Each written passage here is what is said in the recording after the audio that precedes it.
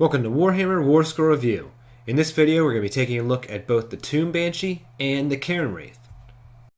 Warscroll Review. Tomb Banshees and Cairn Wraiths are so similar in function, and both are fairly simple war scrolls, so let's take a look at them both in the same review. They have the same boring stat wheel, but like other Nighthaunt units, they are both immune to rend and can fly.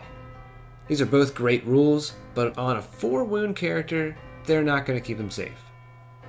Both can be summoned on a 5 by a Death Wizard, and they're both cheap, so you might actually be doing this occasionally. The Wraith is slightly more basic than the Banshee. It comes equipped with just a melee weapon for 3 attacks, rend 1, and 2 damage. If it gets in combat with 5 or more models, it can reroll to hits, but then again, if it gets in combat with 5 or more models, it's probably not going to last. The Banshee's weapon is even less noteworthy, with just 1 attack, but it is rend 2 and damage D3, so she could get a lucky hit at some point. The interesting part of the Banshee is her missile weapon, the Ghostly Howl. The Howl is situationally effective and can put out some hurt against the right target. Choose a unit 10 inches away and roll 2 dice. If your roll exceeds the target's bravery, it is dealt mortal wounds equal to the difference. Obviously, the average roll is a 7, so against armies like Lizardmen, Chaos Demons, or other undead, the Howl is going to be pretty ineffective. And against units with an average bravery, also 7, it will probably often be shooting blanks. But on the bright side, it potentially can wound any model bravery 11 or less, so it's not completely worthless. Both models are pretty inexpensive, costing less than 100 points each, making them some of the cheapest characters Death has to offer. But most of the time, I would recommend spending the extra 20 points on the Banshee. Being such simple, cheap characters, I'd imagine they're often going to be filling a light support role. They can put out some damage, but it's probably not why they're going to be included in the army. Wraiths are the cheapest leader Death can use, so you may see them leading a small pointed army, or a force that relies solely on straightforward brute force. In both cases, they can easily be summoned, and are some of the few models that you'll find yourself summoning from time to time. Often, you'll just want 10 more zombies, but sometimes you may need to do just a couple more wounds to achieve your goal. If that's true, why not throw a Wraith up there and hope he makes the charge? Or, if the target has low bravery, you could summon a Banshee to howl at it. Obviously, you have to sacrifice the points, but if you look at the Banshee as a spell that does d6 damage minus the opponent's bravery, that casts on a 5, it sounds a little bit better. Situationally, it may be more effective to drop a Wraith on an objective instead of a unit of zombies.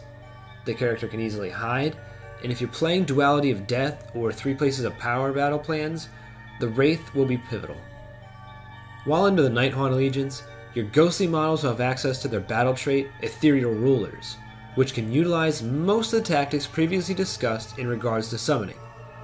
The ability allows you to place a unit in reserves, and as long as you have a Cairn Wraith or Tomb Banshee on the field, the reserved unit can be set up 9 inches away from the enemy on a roll of 3 up.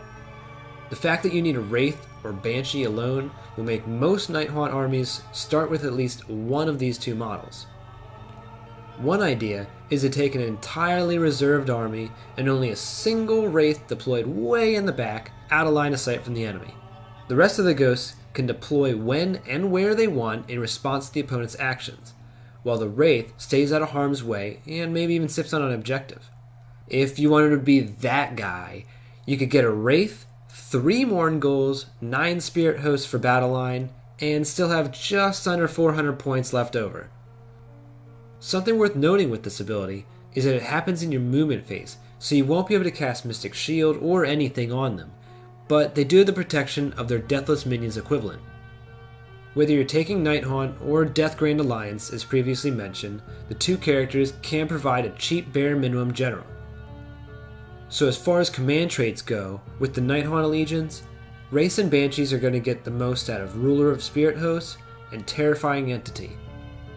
Ruler of Spirit Hosts lets the player re-roll the roll when bringing in Nighthaunt units with Ethereal Rulers. This may be the go-to with the tactic described previously of putting a lone Wraith in the back. Terrifying Entity complements the Banshee very well. It offers -1 bravery to enemies within 6 inches. Obviously, this just makes their howl even more powerful. It should also be considered since Spirit Hosts, Nighthaunt's primary unit, tend to be warriors of attrition, and having the extra bravery reduction can decrease how long the enemy can last. In the Death Grand Alliance, the two characters have some less exciting options. Master of the Dark Arts is probably the best option. It would make a 60 or 80 point model a wizard, which is just awesome. And as far as death artifacts go, they're all decent options besides maybe the Tomb Blade and Ring of Immortality. Switching back to Nighthaunt, they also have quite a few viable options. Midnight Tome is another way to make your Banshee or Wraith wizards, so it's going to be a popular option. Light Shard of the Harvest Moon could be effective, allowing all Nighthaunt units within 6 inches to reroll to hit rolls in one combat phase. But what I think is the most effective artifact is easily Pendant of the Fell Wind. Every Nighthaunt unit within 6 inches of the bearer adds 3 inches to their movement value. This makes Hex Wraiths and Moringles fly 15 inches, and everything else flies at least 9. Between this and Ethereal Rulers, the Nighthaunt are going to have a way of dominating the movement phase. The first unit that comes to mind that directly benefits from Cairn Wraiths and Tomb Banshees is the Black Coach. In the Nighthaunt faction, the Coach's special ability counts these two characters instead of Death Wizards like usual. If one wanted to make their army center around the Coach, they could take 3 Wraiths or Banshees and 3 Coaches, giving the player 9 rolls a turn to pump up the Coaches. This is expensive and probably impractical, but it could be fun for you and tedious for the opponent. 33 wounds spread between 6 targets, moving quick with the pendant, would be an interesting sight to see. Any Death Wizard has the obvious ability to summon the Banshee or Wraith, but Archon has the unique ability to auto-cast the spell and place them up to 24 inches away. The Coven Throne, a Warscroll previously reviewed, has some synergies with the Banshee using Terrifying Entity.